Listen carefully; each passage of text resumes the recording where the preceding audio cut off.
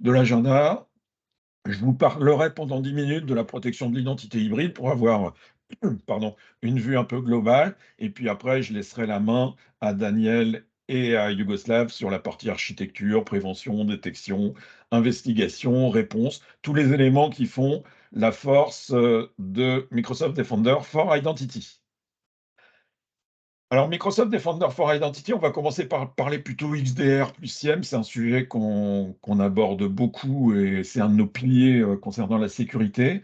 En fait, Microsoft Defender, on va dire que ce sont toutes les solutions qui vous nous permettent de protéger contre les menaces et elles sont identifiées par workload.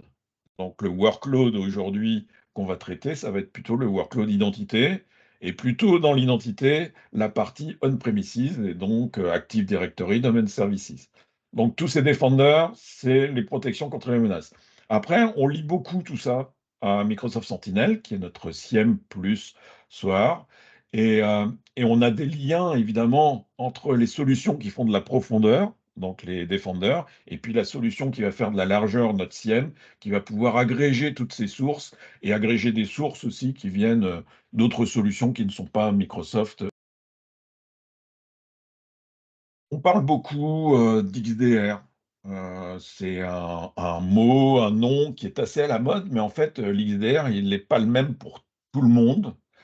Puisque dans la définition de l'XDR, c'est plutôt un ensemble de solutions qui travaillent ensemble et qui protègent des workloads, mais on ne dit pas combien de workloads ça protège. Donc, il faut bien regarder quand vous comparez des solutions, ce qu'on protège derrière. De notre côté, on va avoir 2 gros éléments. La partie plutôt orientée utilisateur final, donc avec Microsoft 365 Defender, et puis plutôt la partie infrastructure avec Microsoft Defender for Cloud. Et dans chaque élément, dans la partie utilisateur final ou dans la partie infrastructure, il y a des piliers, il y a des workloads aussi qui sont protégés. Dans la partie utilisateur, ben, on va avoir peut-être de l'Office 365, de la collaboration. Dans la partie plutôt infrastructure, ben, on va avoir les serveurs, mais pas que. On va avoir aussi peut-être des solutions PaaS qui vont être protégées. Donc tout ça, ça va être multi-cloud, ça va être multi-cloud même plus on-premises, et ça va remonter les informations, si on le souhaite, bien sûr, vers Sentinel, notre SIEM, qui va pouvoir s'intégrer aussi avec des solutions partenaires, voire même concurrentes, si on le souhaite. Alors je vous ai mis la slide qui est un petit peu différente, qui reprend tous les éléments. Aujourd'hui, on va être sur l'identité, donc sur la partie plutôt Microsoft 365 et sur la partie Microsoft Defender for Identity, parce que dans l'identité, on va avoir plusieurs éléments qui vont rentrer en compte, hein. On peut très bien avoir de l'identité on-premises, mais couplée avec de l'identité qui va être synchronisée dans le cloud ou pas, hein. On peut avoir des identités que cloud, mais les attaques, elles peuvent venir des différents éléments. Donc il va falloir avoir une vue globale de tout ça au niveau de l'identité. MDI, c'est bien. MDI plus la partie Azure Active Directory et la partie Identity Protection dans Azure Active Directory, ça va être beaucoup mieux. Quand on regarde la kill chain, en fait, on connaît la partie, on protège, la collaboration, on protège le endpoint avec notre, EDR++, je dirais, Microsoft Defender for Endpoint. Après, on arrive très rapidement sur la partie identité, qui est un pilier essentiel. Et dans cette partie identité, en fait, on va avoir 2 gros éléments qui vont travailler, qui vont s'enrichir peut-être les uns les autres, et puis qui vont s'accompagner même aussi, puisqu'on va avoir la partie Defender for Identity, donc uniquement ciblée sur les contrôleurs de domaine et sur de l'identité on-premises, et on va avoir Identity Protection qui est dans Azure AD, qui va me permettre d'accompagner cette protection sur la partie plutôt cloud. Alors, Defender for Identity va aussi profiter d'autres éléments. Si on a Defender for Endpoint, par exemple, on va enrichir en fait les informations qu'on pourrait avoir dans le portail sécurité de Microsoft 365 avec les informations du poste. Et ça peut être intéressant parce que je donne juste un exemple rapide et après je vais laisser la main à mes collègues.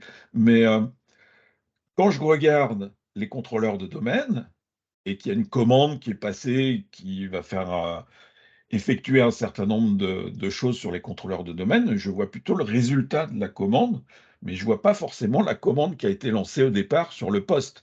Il suffit que les informations elles soient chiffrées pour que je sois un petit peu aveugle sur l'origine complète et la commande complète au début. Si j'ai Defender for Endpoint, mais en fait, je vais avoir le résultat de la commande et ce qui se passe côté contrôleur de domaine, mais je vais aussi avoir l'origine de cette commande et ce qui s'est passé exactement sur le poste.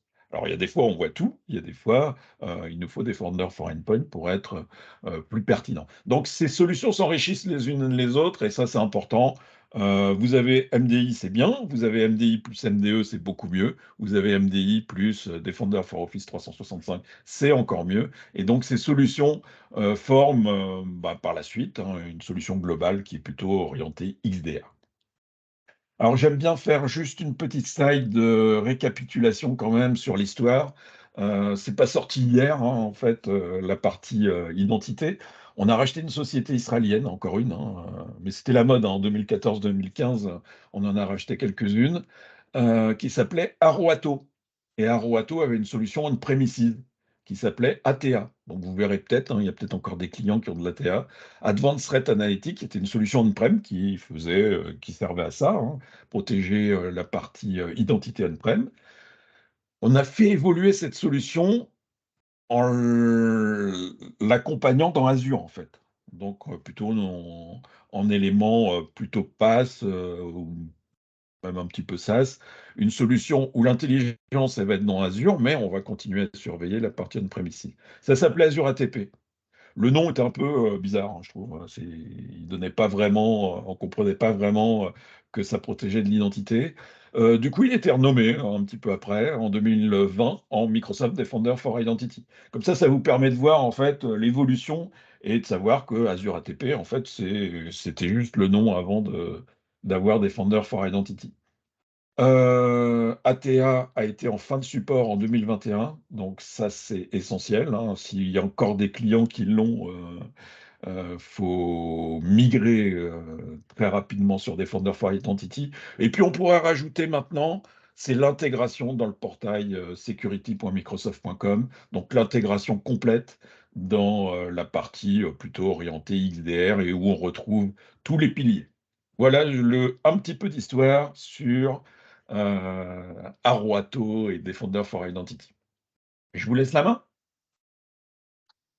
Parfait, merci beaucoup.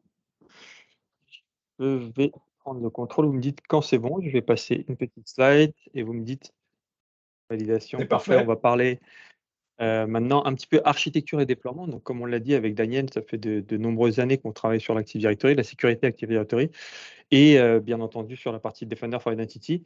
L'idée sur les quelques slides qui vont arriver, c'est de vous partager notre retour d'expérience déjà sur l'architecture. Quels sont les éléments à savoir pour vous en amont d'un projet ou en discussion avec un client ou lors d'une phase d'étude. Et puis après, passer quelques slides pour vous donner des retours terrain, des problématiques qu'on a pu avoir, nous, lors de déploiement ou lors de la préparation du déploiement. Comme ça, je pense que ça va vous aider. En tout cas, on espère que ça va vous aider.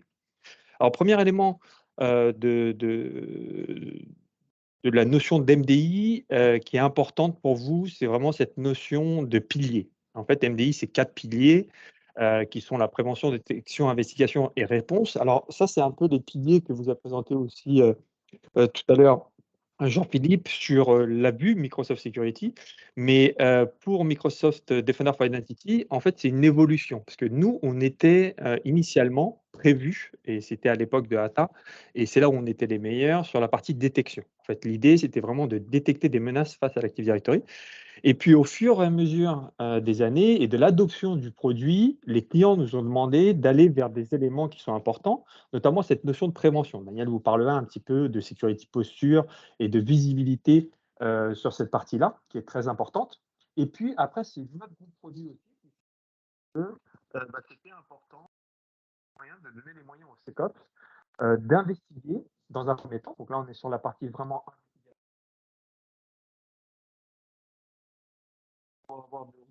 un bon niveau de granularité dans les détections des menaces. Et enfin, une partie réponse, où là, on arrive de plus en plus. Alors, c'est un élément qui est extrêmement complexe. En tout cas, faire de la réponse, on a des experts, hein, je vois des noms connus, des experts de renom sur cette session sur l'Active Directory. Faire une remédiation sur l'Active Directory, c'est pas anodin, parce qu'on peut avoir un problème, en tout cas, d'arrêt de production. Donc, on fait attention. Mais c'est un élément qu'on arrive parce qu'on veut contenir les attaques. Et on sait que la cible de l'Active Directory, c'est une cible privilégiée. Donc, on veut contenir l'attaque le plus rapidement possible. Alors, en termes d'architecture, un élément qui est important, donc on va être. Alors, il y a deux types d'architecture. On va vous en conseiller une plus qu'une autre. Il y a une notion d'architecture qui s'appelle Integrated Sensor, c'est celle qu'on affiche à l'écran, où là, on va avoir un sensor qu'on va déployer sur le contrôleur de domaine ou sur un équipement ADFS. Daniel vous parlera de roadmap peut-être sur des éléments complémentaires parce qu'on veut vraiment protéger la sécurité identité end-to-end. Mais avec cet integrated sensor, pardon, on va être dans une façon optimale de détecter les menaces sur Active Directory. Il y a une autre notion, on ne va pas en parler aujourd'hui, sachez qu'elle existe, c'est ce qu'on appelle un standalone sensor, où on peut avoir un serveur qui va récupérer des informations, on va faire de l'event forwarding de DC d'event vers ce serveur-là, puis envoyer des informations vers le Defender for Identity. C'est quelque chose qu'on recommande de moins en moins, qu'on voit de moins en moins sur le terrain. On va voir sur le terrain, c'est cette notion d'integrated sensor que vous voyez à l'écran. Et là, typiquement, on va avoir un sensor qui va être installé sur un contrôleur de domaine, qui va établir une connexion sécurisée en mutual authentication entre le contrôleur de domaine et le backend cloud MDI. Donc, ils vont s'authentifier mutuellement. Et ça, c'est assez simple. C'est-à-dire que quand on va installer le sensor, on va avoir un enregistrement avec un self-signed certificate, un enregistrement du contrôleur de domaine auprès du backend cloud MDI, qui va utiliser ces informations-là pour authentifier à son tour le contrôleur de domaine. Donc, cette mutual authentication permet d'établir une connexion sécurisée qui passe toujours à travers une connexion sécurisée HTTPS 443 sur une URL spécifique qu'on va ouvrir pour votre région et qui va être le moyen de communication entre le backend cloud et le contrôleur de domaine. Et donc, les informations récoltées sur le contrôleur de domaine, on va en parler aussi un petit peu plus tard dans la partie détection. Gardez qu'on fait pas mal de choses, c'est-à-dire qu'on fait du deep packetization, de l'analyse d'event, des traces UTW, collecté de façon intelligente sur le contrôleur de domaine, envoyé au backend cloud, et le backend cloud, avec ses puissances de intelligence artificielle, machine learning, permet de lever des alertes. Ce qu'on veut, c'est garder cette puissance du cloud au service des identités on-premises et avoir la possibilité aussi d'apporter des capacités de détection qui sont assez difficiles de faire en reverse engineering pour les attaquants. Alors quelques retours d'expérience, ça j'espère que ça va vous aider parce qu'avec Daniel, on était, pas mal confrontés à ce genre de situation, sur le terrain. C'est-à-dire que ne commencez jamais un projet de déploiement Defender for Identity sans avoir fait une notion d'analyse de ce qu'on appelle une capacity planning, avec le sizing tool. Ça, c'est extrêmement important. Parfois, c'est oublié et on a pas mal de soucis de collecte de données après en production. Ça amène des case supports, ça va vous embêter. Donc, capacity planning, très important, c'est en amont de votre projet.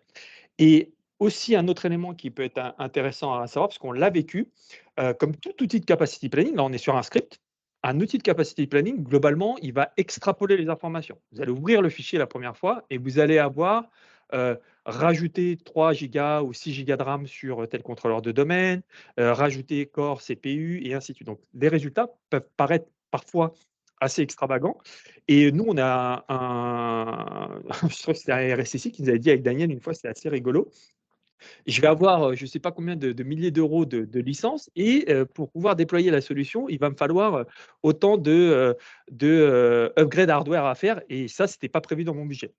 Et là, ce qu'on a fait, en fait, on leur dit, et c'est ce que je vous conseille de faire, ce qu'on vous conseille de faire avec Jean-Philippe et Daniel, c'est prenez le fichier et travaillez sur les résultats. Ils sont assez bien explicités. Mais ce qui est important, c'est de comprendre et de voir, à un moment donné, vous allez avoir des averages entre utilisation de la RAM et de la CPU, mais surtout des pics. Si vous avez un pic d'utilisation de la RAM ou du CPU pendant 15 minutes la nuit sur un contrôleur de domaine dans une région spécifique, entre 2 heures du matin et 2h15, là, typiquement, vous pouvez vous rendre compte que c'est par rapport à un backup qui est en cours, par rapport à une opération qui est bien connue et maîtrisée. Et là, la ligne passe de rouge en vert. Et vous allez voir que vous avez plein de lignes qui vont repasser en vert. Et celles qui vont rester en rouge, c'est là où vous allez rassurer le client. Vous allez dire, ça, c'est vraiment des contrôleurs de domaine MDI ou pas MDI, qui ont un problème de performance, donc il va falloir augmenter l'utilisation. Un élément à savoir, le sizing tool n'analyse pas ces notions de traces ETW, Daniel va en parler un petit peu, qui sont aussi importantes. On ne fait pas d'extrapolation là-dessus, mais déjà, vous avez un beau niveau d'information qui est important. On parlait tout à l'heure de cette notion de connexion, j'en ai parlé dans la partie architecture, ça c'est extrêmement important. On a écrit plusieurs articles avec Daniel qui sont repartagés souvent aussi par Jean-Philippe. Pour vous aider, il y a des outils, il y a des façons de faire pour établir et vérifier que votre communication entre le contrôleur de domaine et le backend cloud fonctionne correctement.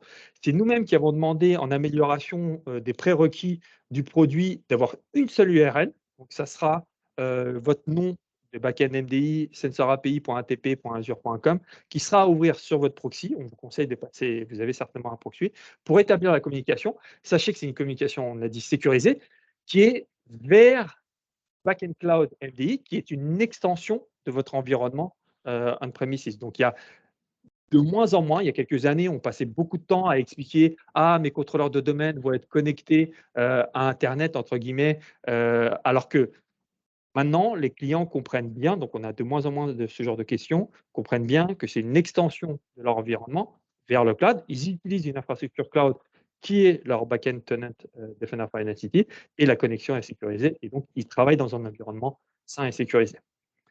Un autre élément qui peut vous aider, qui est très important, c'est cette notion de création de GMSA. Vous avez deux types de GMSA à créer. L'un, le plus important lors de l'installation du composant MDI, c'est le GMSA, le compte qui va avoir les droits de lecture pour se connecter au contrôleur de domaine pour récupérer des informations et installer le sensor. Donc là, on conseille de créer un GMSA, pas un compte standard pour les comptes de service, que vous sortez des recommandations Microsoft. C'est explicité, on a écrit quelques articles, il y a la documentation Microsoft et l'article LinkedIn qu'on a écrit. Donc, c'est assez simple, on le documente assez bien, on peut le tester. Et puis, il y a un autre GMSA que vous pouvez créer qui va avoir de moins en moins d'utilité, parce qu'on va voir comment ça va fonctionner maintenant. C'est une notion de GMSA pour établir et réaliser des opérations de remédiation des actions. Alors, ce GMSA-là, lui, si vous voulez le faire de cette façon-là, il faut lui donner des droits sur Active Directory pour réaliser des opérations de remédiation, donc des droits de reset password ou de désactivation de compte. Alors que là, dans ces cas-là, le premier était juste en read. Sachez que pour ce deuxième GMSA, il va avoir de moins en moins d'utilité parce qu'on a fait évoluer le produit et maintenant on peut utiliser le compte système on behalf donc de l'opérateur, donc le compte système du domaine contrôleur pour réaliser ces opérations. Et donc, ça, c'est quelque chose qui est aussi conseillé. Donc, vous avez les deux méthodes. Un autre élément, assez rapidement, sur les prérequis, juste que vous gardiez à l'esprit, regardez bien les prérequis des OS quand vous faites vos opérations. Il y a un élément qui est super important, c'est le .NET 4.7. Donc le .NET 4.7, sachez que s'il n'est pas installé, le sensor, donc le package d'installation, quand il va voir que ce n'est pas installé, va lancer une installation, ce qui va provoquer un reboot du DC en production. Faites super attention. Donc ce qu'on vous conseille, nous, c'est de vérifier avec le client, de prévoir ça dans une plage de maintenance, d'installer le .NET 4.7 et de lancer l'installation du sensor MD. L'installation en tant que telle du sensor, elle ne nécessite pas de reboot. Un point important, extrêmement important, vous savez, on fait du Deep Packet Inspection pour analyser les traces qui arrivent vers le contrôleur de domaine. Le composant qui nous sert dans cette opération-là, c'est le NPCAP 1.0, en tout cas NPCAP 1.0 et au-delà. La version optimisée pour MDI de NPCAP, parce que nos équipes ont travaillé avec les équipes NPCAP là-dessus, c'est la version 1.0 dans la mesure du possible. Ça, c'est la version la plus optimisée, la plus sécurisée. Et sachez que si vous passez de WinPCAP à NPCAP, il faut réinstallation du sensor. Ça, c'est les petits tips qu'on vous donne aussi. Donc, on a écrit aussi des éléments là-dessus. On publie pas mal d'informations. C'est assez bien documenté. Mais faites attention parce que c'est extrêmement important. Une chose que j'aime bien, alors j'ai pareil blogué dessus récemment, c'est un outil parce qu'il n'y a pas que les quelques prérequis que je vous ai mentionnés, il y a d'autres choses pour vous mettre en bonne condition. C'est cet outil qui s'appelle MDI Readiness, qui va checker tous les éléments du prérequis. Alors, avec Daniel, nous, on demande au groupe produit de faire évoluer le produit. Le produit, le petit script. Et du coup, il vous donne une visibilité, et ça nous aide encore pas plus tard qu'il y a 10 jours. Et c'est pour ça que j'ai écrit un article là-dessus. Il vous donne de la visibilité sur des events qui sont super importants pour MDI, qui ne sont pas configurés, alors que des fois, le client vous dit oui, oui, c'est bon, tout est en place. Des petits paramètres de configuration assez visibles. Le log, vous pouvez passer en mode verbo, c'est ce que je fais. Je regarde les éléments, je sais exactement ce que je dois améliorer. Je rechange. Quand vous êtes tout au vert, vous pouvez dire, c'est bon, je peux lancer mon projet MDI. Donc, Sizing Tool, pensez bien aux prérequis, au .NET, au reboot, plage de maintenance, NPCap, l'outil pour tout valider. Quand vous êtes green, c'est le go, vous pouvez lancer le déploiement de MDI en production et être successful dès le départ parce que c'est ça l'intérêt de la préparation. Un dernier élément qui est important, qui est souvent oublié, c'est cette notion de NNR, Network Name Resolution. Ça, c'est la résolution inverse non adresse IP. Pour que ça soit fait correctement par MDI, il faut soit capable de résoudre ces éléments-là. Sinon, ça va générer beaucoup de faux positifs. C'est assez bien documenté. C'est quelque chose qu'on va faire évoluer. Vous allez voir dans les éléments de roadmap. Je ne vais pas passer beaucoup plus de temps. Daniel peut-être en parlera parce que c'est extrêmement important. Lisez bien la documentation que je vous ai mis. Vous pouvez recontacter Jean-Philippe s'il y a besoin. Je ne vais pas rentrer trop dans les détails parce que ça va prendre beaucoup de temps. Mais ça peut vous générer beaucoup de faux positifs. Je vous ai mis une petite alerte médium qui montre les problématiques que ça peut générer. Donc, gardez bien à l'esprit, le NNR est indispensable, sinon beaucoup de faux positifs ou des détections qui ne sont pas en place. Daniel, tu es en mute, tu peux prendre Merci le beaucoup, contrôle. Hugo, pour les informations que tu nous as partagées. Donc, effectivement, on va aborder chacun des piliers, notamment le premier lié à la prévention. Donc, évidemment, l'objectif, comme son nom l'indique, hein, c'est effectivement de pouvoir améliorer l'hygiène de sécurité, réduire la surface d'attaque de votre Active Directory, enfin, en tout cas de l'Active Directory de vos clients. Alors c'est un élément qui est important puisque quelque part, quand on réduit, la surface d'attaque, ça veut dire que entre le moment où l'attaquant met le pied dans le système et où il compromet les comptes à plus haut niveau, où il crée même de la persistance, bah, ce délai, entre ces 2 événements, beh, il est plus ou moins long et il dépend généralement de l'hygiène de sécurité. S'il y a une très mauvaise hygiène, bah, c'est entre le moment où on rentre dans le système et on compromet l'environnement, c'est de l'ordre de quelques minutes, quelques heures. Et puis si c'est plutôt bien, bah, ça peut être quelques jours, quelques semaines, quelques mois, peut-être même quelques années. Enfin, années, c'est quand même compliqué. Donc là, c'est effectivement un élément important. On trouve sur le marché beaucoup de solutions qui apportent des éléments de réduction de la surface d'attaque, de conseils, de vérification. Tout ce qui est paramétrage, hygiène de sécurité, on a ce type de choses quand même à profusion. Alors là, ce que vous apportez MDI, c'est des éléments vraiment plus spécifiques, plus difficiles à obtenir. Donc ça viendra peut-être même en complément de solutions de sécurité qu'auront vos clients. Ce qui résonne bien, par exemple, chez nos clients, c'est toutes les analyses autour des credentials qui sont en clear text sur le réseau, hein, donc qui circulent en classe sur le réseau. Tout ce qui est lié aussi au lateral movement pass, hein, donc capacité à pouvoir bouger latéralement parce qu'il y a des vols de clé d'identité, donc des comptes T0 par exemple qui viennent se connecter sur des machines inappropriées, et tout ce qui est problème de sécurité lié aux attributs. Dans la roadmap, vous avez les éléments en bleu qui sont indiqués ici, l'hygiène de sécurité sur le renouvellement des mots de passe, sur le fait que des collaborateurs ont des comptes qui sont largement utilisés, alors partagés visiblement sur des différents endpoints, hein. Si on voit qu'il y a un compte qui est utilisé sur des centaines de machines, voilà, alors ça peut être des comptes de service aussi, hein. On peut évidemment vous alerter sur ces mauvaises pratiques. Tout ce qui est également usage excessif des logons via NTLM ou Kerberos. Donc on parle de abnormal logon, hein, donc c'est basé sur du machine learning. Si on voit qu'il y a une activité à une pointe d'activité, on peut se poser des questions. Des bonnes pratiques également liées aux attaques de type man in the middle et la mise en place du channel binding tokens. Et puis également des éléments autour d'objets cachés dans l'Active Directory. Alors il y a 2 aspects, hein. Je pense que la première partie sera plutôt sur des objets cachés liés à des restrictions au niveau des permissions. Donc on imagine des objets dans l'Active Directory qui ne sont pas visibles parce qu'il y a des permissions qui ont été retirées volontairement. Et même par extension, on parlera aussi des Dynamic User Objects ou des Dynamic Objects, donc des objets qui sont là cachés, qui apparaissent et qui disparaissent, sans laisser de traces. Pour prendre juste un exemple qui résonne bien chez nos clients, c'est la partie clear text, hein. Donc vous avez ici dans la partie Secure Score des recommandations. Donc le premier, par exemple, ici, le Stop Clear Text Credential Exposure, qui va vous permettre de mettre en évidence des comptes sensibles. Donc on voit ici sensibles, pourquoi? Parce qu'ils ont été notifiés ou identifiés comme étant sensibles par MDI automatiquement, de par leur appartenance à des groupes sensibles, mais aussi sensibles parce que le client a décidé que le groupe en question ou que le user en question était un compte sensible dans l'organisation. C'est un VIP, c'est quelqu'un qui a des données, qui accède des données sensibles de l'organisation, donc je le tag en tant que tel. Et là, vous voyez donc dans ce résultat-là qu'effectivement, il y a un nombre d'occurrences.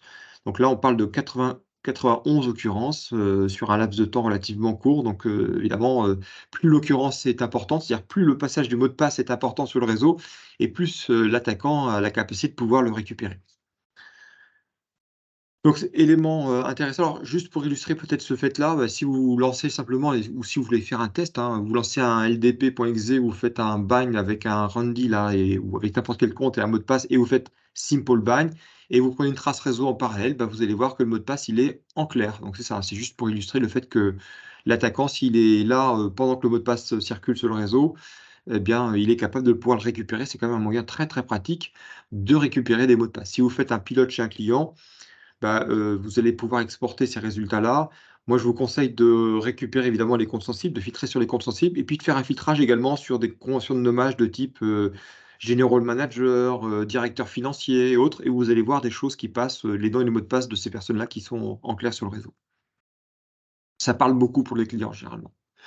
Le lateral movement pass, bon là, son nom l'explique, hein, on voit un compte sensible ici qui est Nick, et on voit que ce compte-là, eh bien, il s'est connecté sur des machines comme Victim PC1 ou le serveur SharePoint, et il y a des personnes qui sont administrateurs locaux de ces postes-là et qui ne sont pas domaine admin, hein, et qui peuvent évidemment par des outils connus du marché récupérer le nom de Nick, donc faire de l'élévation de privilèges. Ça ne veut pas dire que c'est effectif, mais ça veut dire que c'est une possibilité, il faut l'adresser. À chaque fois, dans la logique ici, vous aurez le point à traiter, l'explication générale, les entités exposées, l'implémentation, qu'est-ce qu'il faut faire pour remédier, et puis l'historique également pour voir l'évolution. Voilà. Et pareil hein, pour l'apps, Local Admin Password Solutions, qui est un élément également très important. J'avance un tout petit peu pour terminer sur cet aspect-là.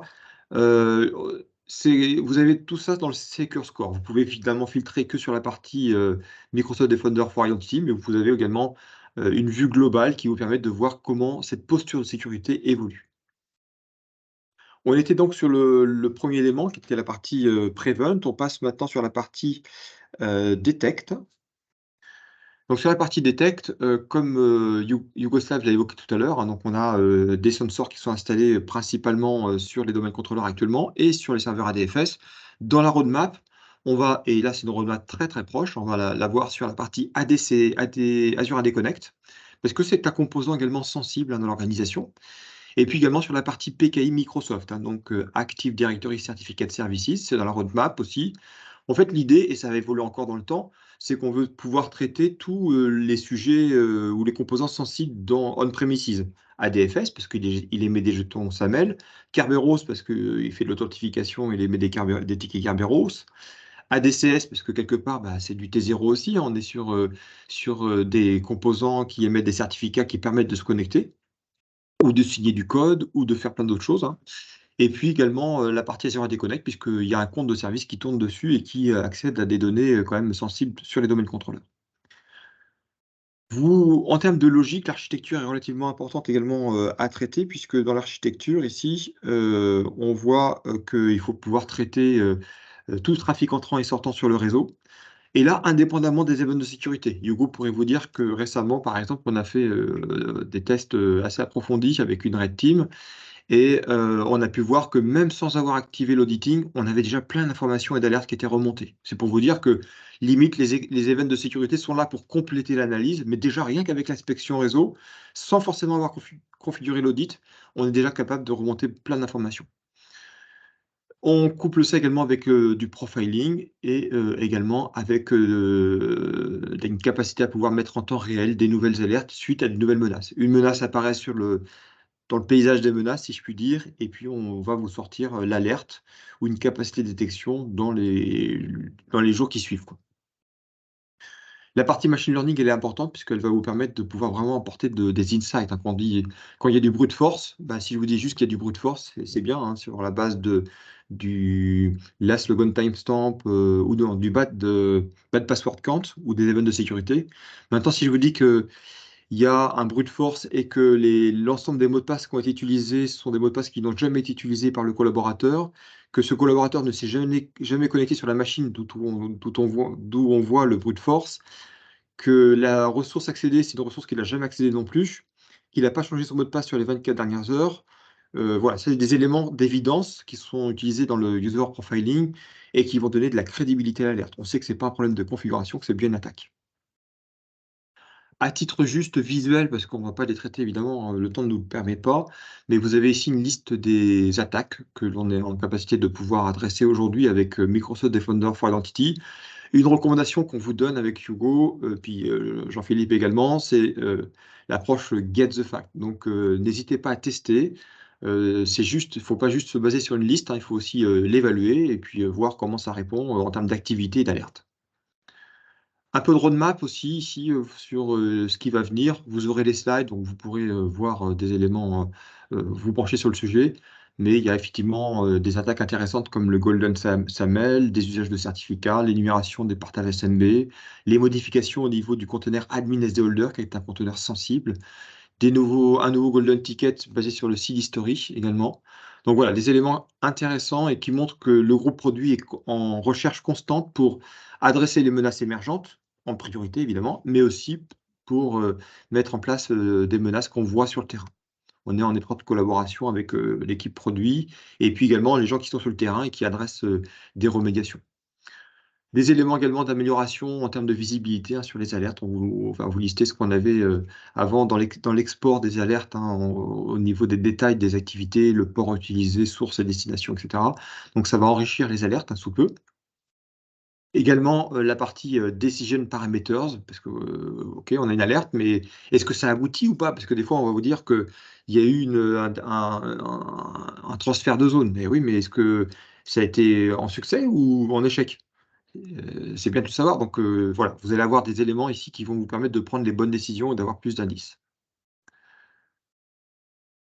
La partie investigation, alors la partie investigation, elle est également importante puisqu'elle va vous permettre de voir clairement ce qu'il en est. Donc là, on a un hub identity, je ne sais pas si on le voit très bien ici, hein, vous avez un hub device et un hub identities. Donc là, vous avez toutes les identités, on-prem ou cloud, tout est rassemblé ici.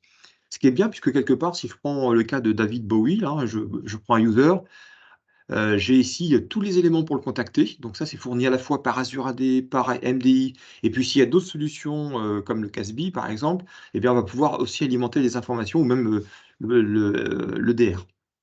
Un Donc élément là, important peut-être juste, Daniel, quand tu parles d'identity end-to-end, donc on a la vision identité, MDI protège les identités on-premise, mais on s'oriente vers cette visibilité. On est dans la console M365 Defender, comme vous le voyez, pour l'évolution des alertes qui étaient dans l'ancienne console. Maintenant, on est dans cette nouvelle console. En fonction des différents produits Defender que vous avez toutes les alertes. Sur cette partie identité, vous avez la vue end-to-end, identity et même l'identité cloud de la personne concernée. Parce que l'avenir, en termes d'identité et de sécurité d'identité, on va parler de plus en plus d'ITDR. Vous chercherez cet acronyme, je pense que vous le connaissez déjà.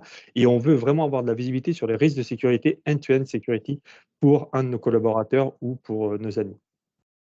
donc là, pour la partie identité, vous avez tout ce qu'il faut effectivement pour contacter la personne. Vous avez également l'ensemble des alertes relatives à la personne, son score également en termes d'anomalies, on va dire, hein, pour prioriser sur ceux qui ont des scores les plus élevés. Et puis, d'autres éléments intéressants que vous allez avoir, c'est la partie timeline ici, donc qui est assez récente et qui va encore évoluer en termes de filtrage et qui vous permet de voir toute l'activité. Donc, vous voyez ici, dans l'application, je pourrais très bien filtrer sur Active Directory. Je vais voir que l'activité Active Directory. Mais je pourrais aussi avoir l'activité du compte ou du pendant dans Azure AD. Donc ça, c'est un élément intéressant, surtout quand on veut faire de l'investigation pour savoir qu'il y a des alertes, soit, mais qu'est-ce qui s'est passé en amont. Un élément aussi lié à ce qu'on avait parlé tout à l'heure des mouvements, enfin du mouvement latéral. Donc on voit ici dans l'interface la possibilité de voir quels sont les chemins.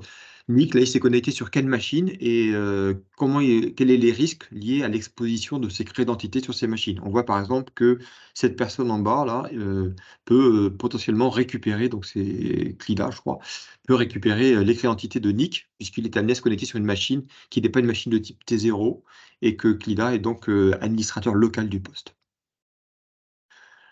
Une visibilité également, là on bascule sur les incidents, qui est intéressant, puisque là, vous voyez, ce qu'on veut, nous, c'est pas que nos clients travaillent sur des alertes, parce que c'est juste impossible. Il y en a des centaines des alertes. On parle pas que de MDI, hein, on parle de toutes les solutions du marché ou couplées ensemble.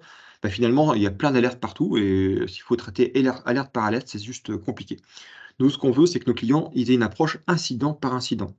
Et avec notre approche XDR, ce qu'on vous propose ici, c'est la possibilité de dire, bah, vous avez un incident avec l'ensemble des alertes à l'intérieur qui sont regroupées automatiquement, sans travail de votre part. Donc ici, vous avez par exemple l'attaque story, où là, vous avez l'ensemble des éléments qui sont imbriqués les uns derrière les autres. Si vous faites un run au niveau du player, ici, vous allez avoir le séquencement de toutes les alertes qui vont se dérouler les unes des autres, derrière les autres, pour bien comprendre qu'est-ce qui s'est passé ou qu'est-ce qui se passe et comment travailler sur le sujet. Quand vous allez ici dans le deuxième onglet Alerte, vous voyez ici effectivement la relation entre les alertes dont la source de détection c'est MDI ou MDE, ou le DR, ou l'antivirus, ou MDO, etc. Donc, un élément vraiment très important à communiquer à nos clients, c'est cette approche par incident et pas par alerte, puisque c'est juste compliqué de traiter alerte par alerte. Dans l'advanced setting également, on a différentes récupérations de données brutes à partir de différentes solutions, donc Defender for Office, Defender for enfin la partie CASB ou Defender for Identity, qui alimentent des tables. Alors, voilà, c'est une partie des tables qui sont listées ici. Et vous voyez qu'en fait, MDI est présent pour l'alimentation de la majorité des tables, hein. Et donc, on va pouvoir faire des requêtes au niveau de ces tables pour pouvoir tirer de l'information. Je vous mets ici un exemple. Là, on a par exemple Defender for Identity qui va alimenter la table Identity Logon Events. Et puis on a un Defender for Endpoint qui lui alimente Device Network Events. Donc on a deux sources, deux composants, EDR et MDI, qui alimentent deux tables différentes et on va pouvoir faire une seule requête qui conjointement va pouvoir donner un résultat. Là, dans cet exemple-ci, on récupère tous les séquences de LDAP clear text, donc quand un mot de passe passe en clair sur le réseau. Et qu'est-ce qu'on fait? Ben, on le couple avec les informations de la table fournie par le DR, où là, on va dire bah, quel est le process name, quel est le nom de l'application, le PID de l'application, voire qui a généré quelque part cette activité de LDAP clear text. Donc c'est ce qu'évoquait aussi Jean-Philippe en préambule de cette réunion. Voilà, vous avez quelques exemples ici hein, pour montrer, bah là on voit un spike sur de l'unknown user, donc on est en train d'interroger est-ce que c'est de la phase de reconnaissance ou pas. Sur la base de ce qu'on a pu voir sur un certain temps, là c'est les 30 derniers jours, eh bien, on voit effectivement des pics, et là effectivement ça peut nécessiter en mode proactif ou en mode chasse hein, d'identifier la raison pour laquelle on a ça. Et puis d'autres requêtes qui peuvent être lancées et qui donnent de la visibilité sur les différents éléments. J'avance assez rapidement sur ces sujets-là, puisque on va vous mettre un lien qui va vous permettre d'aller de voir quelques exemples en termes d'advanced hunting. Ce qui arrive bientôt, bah, c'est voilà, c'est des possibilités d'avoir des tableaux de bord ou des résultats qui sont conjoints, un dashboard qui est conjoint ici euh, en termes d'analyse. Les detection rules, donc quand vous avez des résultats, vous lancez des requêtes, bah, vous allez pouvoir effectivement faire des notifications. Donc, dès on obtient un résultat suite à une requête dans le Advanced Hunting, eh bien, on va pouvoir faire des notifications ou même des désactivations de compte. Yougoslav en parlera juste après. J'avance aussi sur ce sujet-là pour rester dans le timing. Vous avez la partie GitHub. Ici, on vous donne avec Hugo un exemple de différentes commandes que vous pouvez lancer quand vous êtes dans un pilote ou un POC ou que vous pouvez partager avec les clients. Hugo, est-ce que c'était toi qui parlais de cette partie-là, je pense? Ok.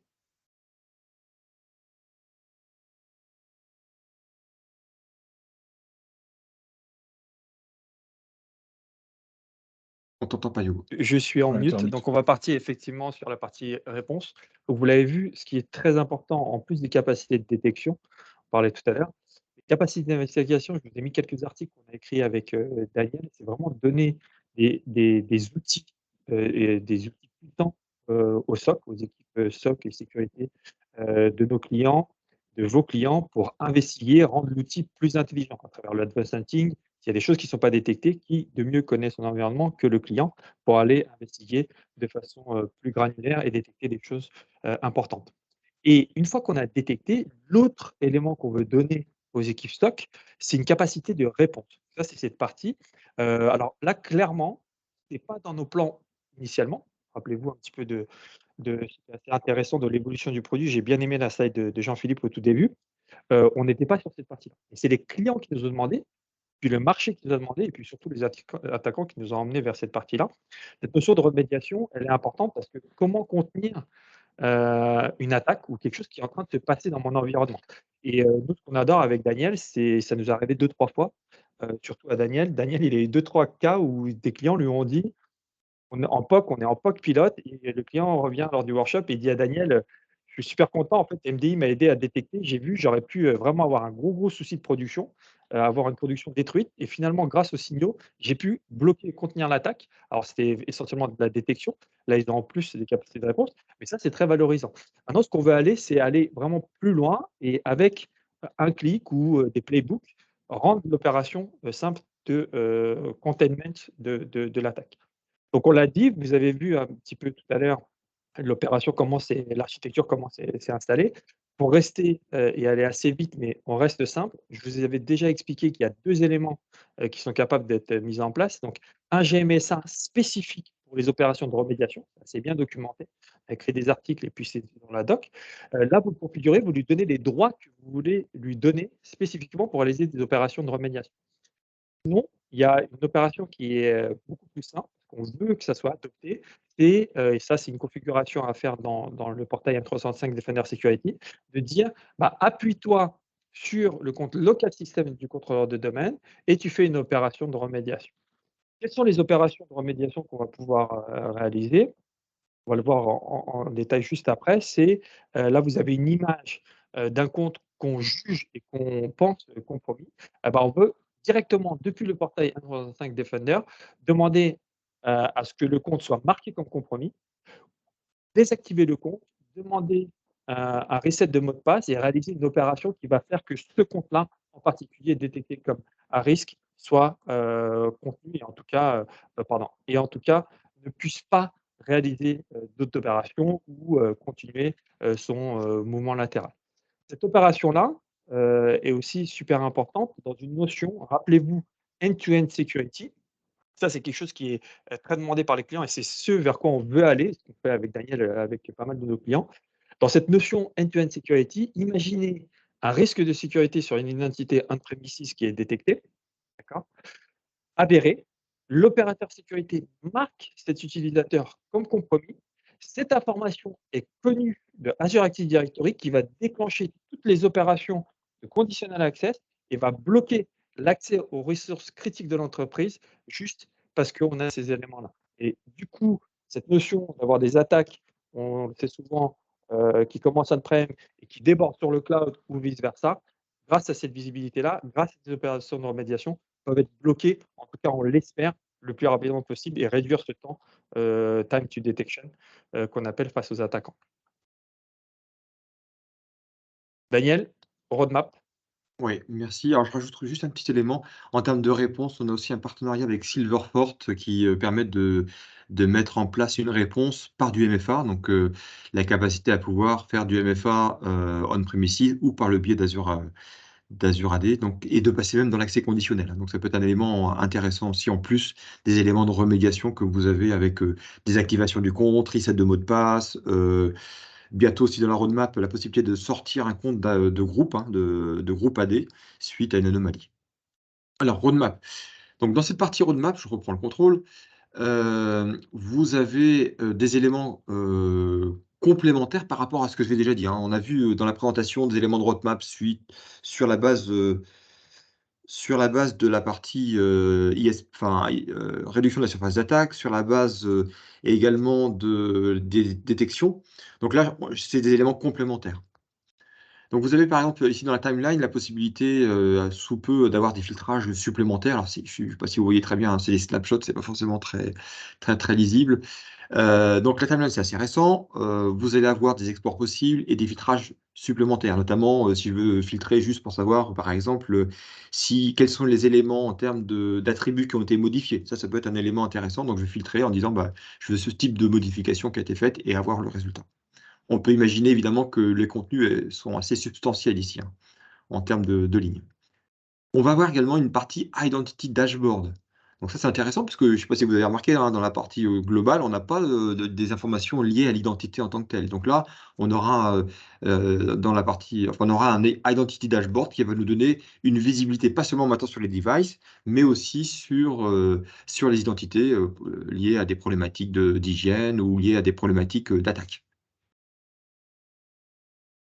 On aura également dans le Hub Identity, donc un peu plus bas, hein, vous vous rappelez, on a parlé tout à l'heure avec Hugo de la partie Device, la partie Identity. Donc dans la partie Hub Identity, on va avoir des inputs supplémentaires, notamment ce que vous voyez sur cette partie en haut là, hein. En haut, là, vous voyez les top identity, top to investigate, les highly privileged service account form, et ainsi de suite. Donc, tous ces éléments-là, ça va être des éléments qui vont être apportés bientôt. Vous avez les dates, hein, on parle de calendar year ici. La partie linéaire aussi évoquée tout à l'heure par Yougoslav, c'est un élément important puisque si c'est mal configuré, ça peut effectivement générer quelques faux positifs. Donc là, pour vraiment avoir des éléments factuels et complémentaires si besoin est, et si le client a surtout Microsoft Defender for Endpoint, c'est qu'on va toujours s'appuyer sur les éléments qu'on récupère ici, hein, donc les différentes techniques pour vérifier que l'adresse IP qui a changé correspond bien en fait à la même machine derrière, puisque on est passé du Wi-Fi à du filaire par exemple. Donc ça, on le vérifiera toujours avec notre logique qui est ici, mais si le client a Microsoft Defender for Endpoint, bah, pourquoi pas utiliser cette source d'information qui, elle, est aussi très fiable. Donc, on s'appuiera également sur cette partie-là, finalement. Donc, ça sera complémentaire pour assurer un top niveau en termes de fiabilité si jamais on a des machines qui sont amenées à changer souvent d'adresse IP, mais en fait, c'est bien la même machine. Des éléments de filtrage, alors là, ça, c'est actuellement en private preview. On l'a activé chez nous pour faire quelques tests et aussi chez quelques clients. C'est la possibilité de pouvoir faire des filtrages vraiment fins. Aujourd'hui, quand on parle de filtrage, vous dites, bah, tiens, j'ai par exemple une activité, alors je vois ici un DC Sync, hein, mais une activité de DC Sync, elle pourrait être légitime, je sais pas, ou une activité, je sais pas, de test de vulnérabilité, ça peut être légitime. Et comment faire pour pouvoir l'exclure? Ben, souvent, ce qu'on fait aujourd'hui, c'est de dire, on prend l'alerte et on exclut l'alerte pour l'adresse IP ou pour le user en question. Ben, ça veut dire que si c'est pour l'adresse IP ou la machine en question, toutes les alertes qui proviennent de cette machine-là sont exclues, sont automatiquement fermées. Bah, c'est pas forcément idéal. Nous, ce qu'on souhaite, c'est faire des choses beaucoup plus fines, vous voyez, avec une combinaison de AND ou de OR sur les IOC, des indicateurs de compromission spécifiques. On pourrait très bien dire, si je vois cette activité qui est produite à partir de cette machine, dans tel contexte de sécurité, dans tel domaine, et sur cette plage horaire, par exemple de minuit à 1h du matin, c'est normal, on ferme l'alerte automatiquement, voire même, on ne la génère pas du tout. Par contre, si cette même alerte dans ce même contexte est généré en dehors de cette plage horaire, bah là, on génère bien l'alerte. Donc ça fait un peu plus de sens et c'est beaucoup plus fin d'avoir cette approche-là plutôt que d'avoir un peu une approche d'exclusion globale qui risque de nous faire passer des alertes intéressantes. Ça, c'est un élément qui est extrêmement important, juste pour vous partager un retour d'expérience qu'on a vécu avec Daniel, parce que je pense qu'il y a 1 an et demi, on a été les premiers demandeurs, c'est nous qui avons entre guillemets initié cette demande auprès du groupe produit. Un client, 160 000 utilisateurs en France, 450 DC, donc, répartis worldwide, mais c'est un client français. Pour un gros environnement de ce type, vous avez beaucoup d'alertes qui peuvent être normales parce que l'environnement a vécu, c'est la dette technique. Exclure une alerte spécifiquement de façon large et globale, c'est un risque de sécurité qui était trop important pour cette équipe-là. Eux, ils en ont besoin. Et ça, gardez à l'esprit, c'est quelque chose qui va arriver, que vous allez utiliser. Vous allez forcément en avoir besoin lors de POC, pilote ou déploiement en production. Et ça va énormément vous aider, en tout cas, à réduire la visibilité au niveau des alertes et d'affiner un petit peu cette partie-là. Un exemple typique, ça va être de dire, je veux qu'une alerte spécifique soit fermé automatiquement si la source, c'est cette machine-là, la destination, c'est l'ensemble de ces machines-là, que c'est généré dans un contexte de sécurité avec tel compte pour tel domaine et sur la plage horaire suivante. Donc là, voilà, là, on cadre vraiment bien. On dit, dans ce cas très très précis, avec des and, des or, oui, on peut faire du device ID, enfin, il y a plein de choses, du SID et autres. On retire l'alerte ou on la ferme automatiquement. D'autres éléments intéressants également liés aux prérequis qu'on a évoqués tout à l'heure, la possibilité. Alors, je pense que là, d'ailleurs, on fait appel au script que vous a montré Yougoslav tout à l'heure, à la possibilité de pouvoir s'assurer que l'environnement est bien configuré, qu'on n'ait pas des problématiques d'auditing qui sont mal configurées et qui fait que la solution n'est pas en fonctionnement nominal. Donc, on va commencer avec le script que vous a parlé Hugo tout à l'heure, ici, le MDI Readiness PS1. Et puis après, il va y avoir des évolutions aussi assez significatives sur ce sujet-là. On va également, même à terme, essayer de s'appuyer au maximum sur les Event Tracing Windows, donc plus sur les Event Logs, mais carrément sur les Event Tracing Windows. L'idée, c'est de dire, s'il y a un problème de configuration ou de génération d'event, c'est pas grave, nous, on est capable de détecter quand même et de récupérer l'information d'anomalie. Pour tout Daniel, ce qui est si je dis de... pas de bêtises, Ouais. sur la partie ETW, c'est différenciant. Je crois qu'on est quasiment les seuls ou pas beaucoup sur le Non, marché il à y a faire. assez peu de effectivement, solutions qui s'appuient sur cette logique-là au niveau kernel, effectivement. Ouais. Ça, c'est un élément que vous pouvez pousser en tant que différenciant de la solution.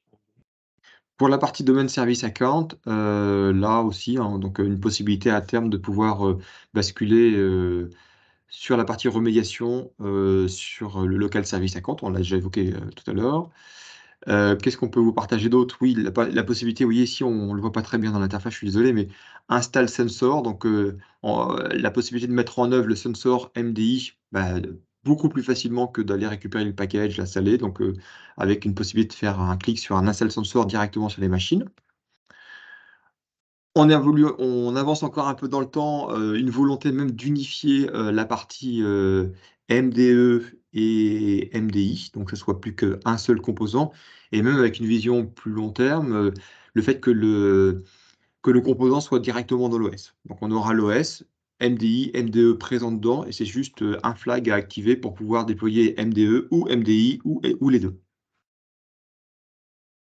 À la fois sur des machines comme des domaines contrôleurs, de la DFS, de la PKI Microsoft ou de l'Azure AD Connect, voire potentiellement d'autres systèmes à terme. Et donc, on vous parle même de capacité de détection enrichie et d'efficacité ici. J'avance un petit peu. Le near real time aussi, un élément, je ne sais pas si on voit très bien ici, mais dans la partie detection rule, donc dans l'advanced hunting, on le fait sur une base de timing, toutes les 3 heures, 12 heures. On va pouvoir même le faire en mode continu, donc en mode temps réel. Donc dès qu'on détecte une anomalie, tout de suite, on trigger quelque chose derrière. Une consistance en termes de schéma également, aussi bien dans la partie XDR, donc Microsoft 365 Defender, que dans la partie SIEM, Sentinel. Donc là, vous voyez, des requêtes identiques qui marchent d'un côté et de l'autre. Voilà, on est juste dans le timing, on a un petit peu optimisé le temps pour pouvoir rester dans le timing. Ce qu'on vous propose avec Yougoslav, je ne sais pas, je te laisse peut-être aborder ce sujet-là, Hugo, si tu veux, pour les feedbacks. Oui, l'idée, c'était effectivement, dans cette session, on l'a dit au tout début, de vous donner le maximum de retour terrain pour que ça vous aide, parce qu'on a envie que ça vous aide dans vos activités MDI à venir et actuelles. Et on vous a fait une petite surveille, alors pas pour savoir si Daniel est super top ou Jean-Philippe a fait une super session, c'est juste 2 questions sur la solution MDI, vraiment si vous avez des choses qui vous passent par la tête ou que vous avez déjà vécu. Alors, qu'est-ce que vous aimez bien et qu'est-ce que vous aimeriez améliorer? Parce que tous les éléments, on l'a dit, airbag, c'est moi et Daniel qui avons poussé déjà depuis longtemps cette notion d'exclusion, pas mal de choses. Donc, on est à l'écoute. Daniel a un accès direct au groupe produit. Je crois qu'il les voit quasiment toutes les semaines. Il remonte les infos. Donc, si vous avez des éléments à nous donner pour vous, pour vos clients, n'hésitez pas. Il y a 2 questions. La surveille est là. On va la remettre dans le chat et ça nous aidera beaucoup. Le groupe produit sera content.